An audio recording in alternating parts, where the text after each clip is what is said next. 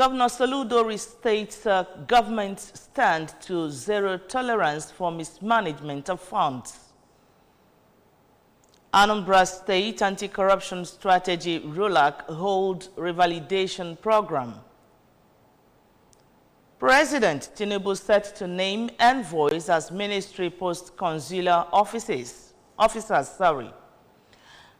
Russia launches intercontinental ballistic missile in Ukraine attack. Good morning and welcome to the news. My name is Nonye Nwokoye. Now, the Anambra State government has reiterated its commitment to ensuring the prudent and impactful utilization of tertiary education trust fund, test fund allocations in the state public tertiary institutions. Governor of Anambra State, Professor Chukwuma Soludo, gave the assurance through his deputy, Dr. Onyekachukwu Ibezim, when members of the Federal House Committee on TED Fund and other services paid him a visit at the government house, Oka. Anambra correspondent Emmanuel Okonkwo was there, and our report.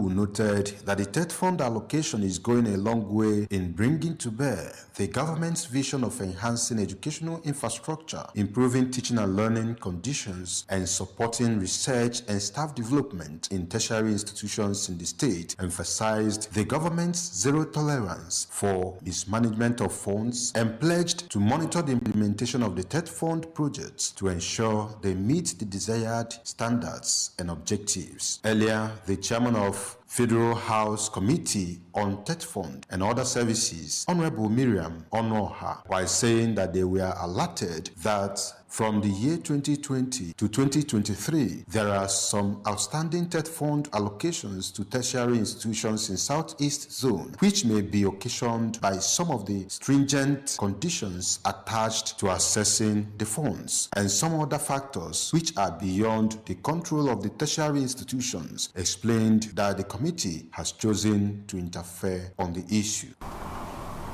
The management of our resources.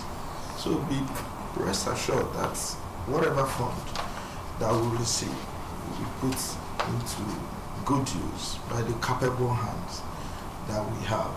Early deployment, early approvals, early selection of projects so that you can deploy what will be coming in 2025 without delay. That's their level of commitment, because what they actually want us to know is that there are still some money left unassessed in TED Fund, and they are going to support us to make sure that we get those money assessed.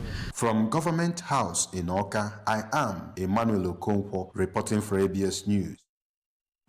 The Anambra State Anti-Corruption Strategy, supported by the Rule of Law and Anti-Corruption Program, RULAC, has held a review and revalidation of the state's anti-corruption strategy program aimed at strengthening government ministries, departments, and agencies, including their operations to eliminate corruption and achieve results.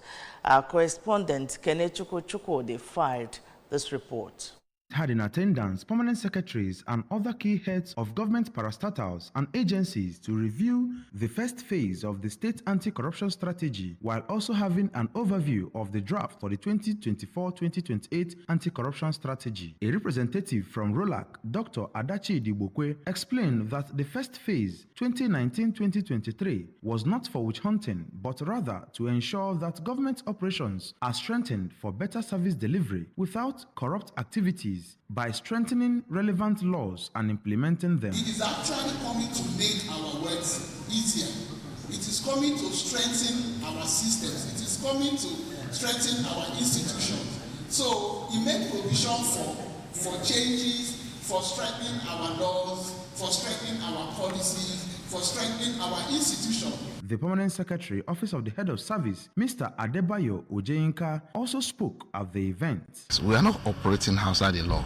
We are trying to use the existing system to, move forward.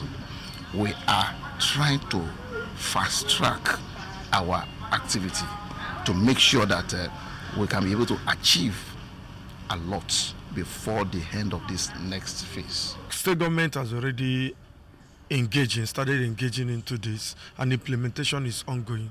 So I want to tell you that Mr. Governor, we know, is one of the persons in the country today that doesn't like anything corruption. And he's trying everything he can to make sure that corrupt practices is eradicated in the state. The governor's mantra, doing more with less, also aligns with what you are doing today. So if you save money, those monies saved can be used in other areas. The event was also attended by the Managing Director, Anambra Broadcasting Service, ABS, Mr. Chris Moloku, and ABS directors.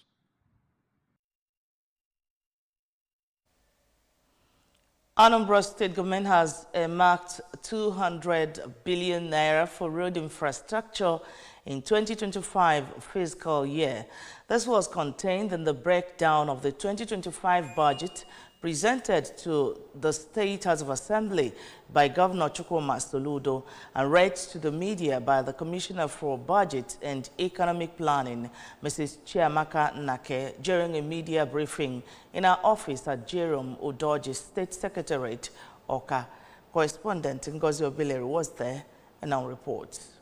Commissioner, who was flanked by the Permanent Secretary of the Ministry, Mrs. Chinyere Nwabachile, and the Press Secretary to the Governor, Mr. Christian Aburime. The 2025 budget will cater for the completion of road projects awarded in 2024 and new ones that will kick off in 2025. Adding that, the budget contains 101 billion naira increase in education from that of 2024, while development of leisure park, completion of the Solution Fund City, development of 4 heritage sites in the state will cost 10 billion naira. Mrs. Nnake also stated that the budget has 103.8 billion naira deficit, which the state will drive through internally generated revenue to complement the federal allocation in order to actualize the capital and recurrent budget of 2025. Constitution of the budget, we have the capital, we have the recurrent.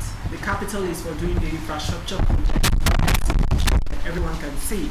So for the capital project, we currently have some amounting to 467.5 billion, and this constitutes 77% of the budget.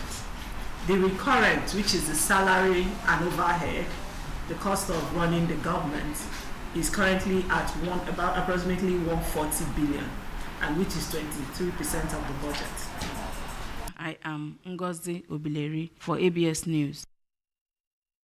A student of the St. Lucie Secondary School, Oka, Miss Stella Maris Abodike, has won the 2024 Chinua Achebe Essay Competition for secondary school students in Anambra State. The competition was organized by the Society of Young Nigerian Writers, Anambra State Chapter, as part of their annual Chinua Achebe Literary Festival and Memorial Lecture. Correspondent Abigail Mba covered the event and now reports. Community Secondary School Okmono emerged the first runner-up. Writing on the theme of the festival, remembering Chinua Achebe in a time like this, entries in the competition were assessed on their knowledge of the Achebe's legacy, their writing skills, and intellectual prowess. The winners, Messias Abodike and Uchendo, thanked the organizers for giving them opportunities to enhance and showcase their writing prowess, and said it will help them inch closer to their life's ambitions. To associate with young minds, I'm becoming better every day because iron does what? Sharpens iron. I would like to grow up a writer, something that I can have fun of. Like, I usually enjoy writing. That's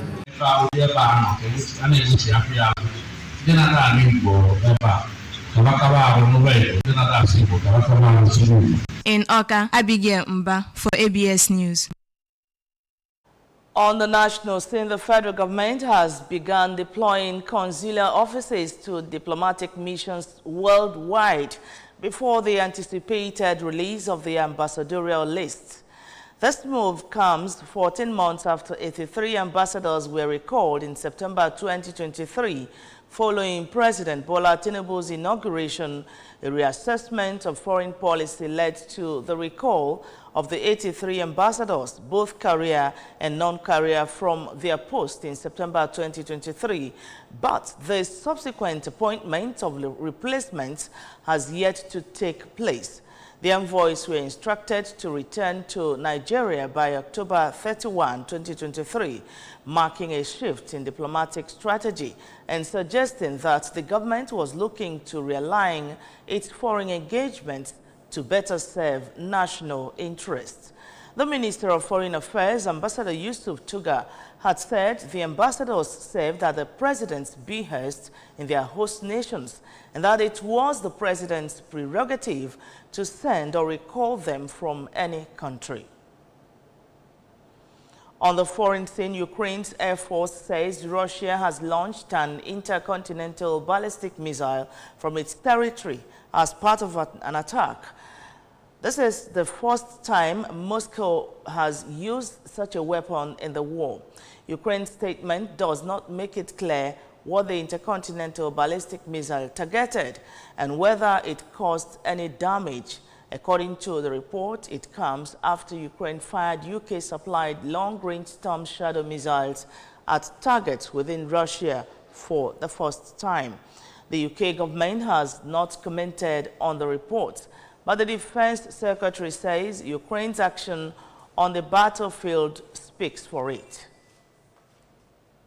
On sports news, Chelsea is into Women's Champions League quarterfinals on Wednesday with a 3-0 win over Celtic, while Lyon and Real Madrid also booked their places in the knockout phase. England international Lucy Bronze struck with a volley in the second minute at Stamford Bridge, and Dutch midfielder Wick Captains header doubled Chelsea's lead midway through the first half. If Perisic added a third from the penalty spot in second half stoppage time, as Women's Super League leaders, Chelsea made it 4 wins from 4 in Group B to guarantee their passage to the next round.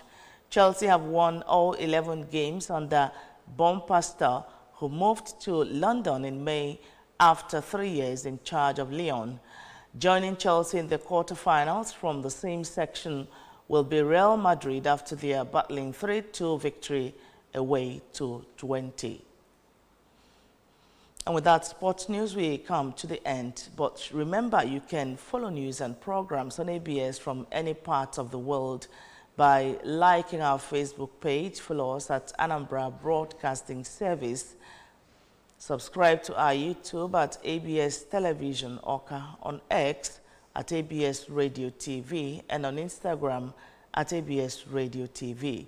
You can also log on to our website at www.absradiotv.com. And the main news again. Governor Soludo has restated government's stand to zero tolerance for mismanagement of funds. Anambra State Anti-Corruption Strategy ROLAC has held revalidation program. President Tinubu has set to name envoys as ministry post-consular officers. From the foreign scene, Russia has launched intercontinental ballistic missile in Ukraine attack. And that's the news. Thank you so much for watching. My name is Nonya Nwokoye. Good morning and have a wonderful weekend.